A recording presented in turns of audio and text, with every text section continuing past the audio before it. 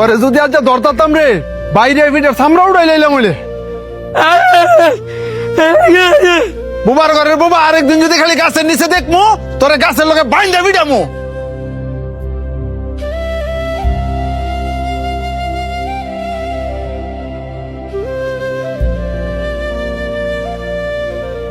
বাবা সরেন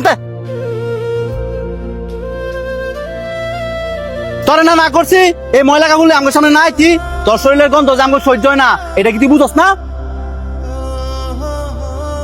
হ্যাঁ কথায় কাজ হইতো না হ্যাঁ একদিন পিসপুরা বান দিয়া ঠিক মতন ফিরাইতে হইব তাইলে আর আঙ্গ লাগাইতো না। বাহ খুব সুন্দর কথা কইছস। হাই তোকে পছন্দ করে দিকা আর ভালোবাসা দিকে তো তোকে লগে আর তোরা কিনা কইতাছস হ্যাঁ রে ফিসমুরা বান দিয়া পরে ফিটাইবি।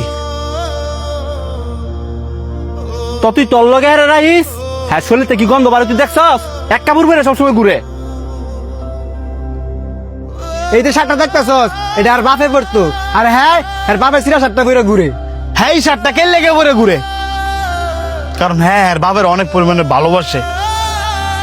হ্যাঁ তো তখন মতন সামর্থ্য নাই যে চাইলে রং বেরঙের কাপড় পরে ঘুরবো। হ্যাঁ বুবা দেখা অসহায় দেখা তোরা কি আরে মানুষ মনে করস না? এই যে হ্যাঁ মনে আঘাত দিয়ে দিয়ে কথা কস হ্যাঁ কি মনের ভিতরে কষ্ট পায় না?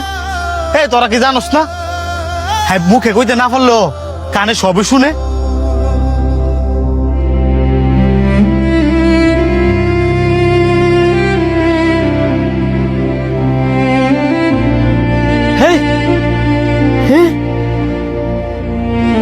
সর বুবা আমার কাজ আমার করতাম দে। কেডারে আমার আম গাছের নিচে কাকা ওই যে হ্যাঁ এই বুবাই হ্যাঁ না করার পর ওই গাছ উইডাল দিছে। বুবা তোরে আজকে আমি খাইছি।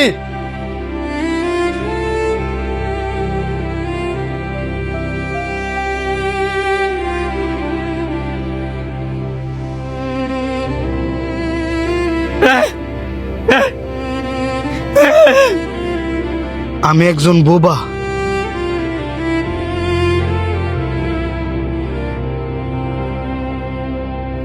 আমি চাইলেও কারোর সাথে কথা বলতে পারি না।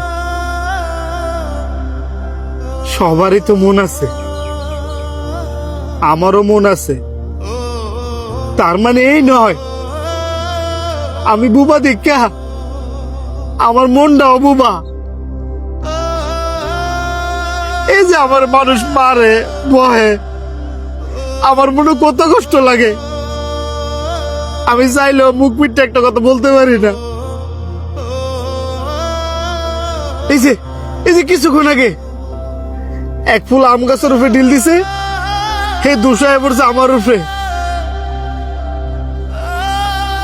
আমি বিনা দোষেও দোষী হয়েছি কারণ আমি কথা কইতে পারি না। সবাই তো চাইলে তার মনের কষ্টগুলো শেয়ার করতে পারে কিন্তু আমার মনের কষ্ট আমার মনে যদি হাজারো কষ্ট থাকে আমি চাইলেও সেগুলো কারো কাছে বলতে পারি না কারণ আমি কথা কইতে পারি না। নিজের দুঃখ কষ্ট সব নিজের ভিতরে রেখে দিতে হয়। এই যে আপনারা আমার এত অবহেলা করেন আমি কি বুবাইয়া জন্মায় ভুল করছি? যদি ভুল করে তাই তাহলে সবাই মিলে দোয়া করেন না আল্লাহ যাতে আমার উড়ে লয়ে জায়গা।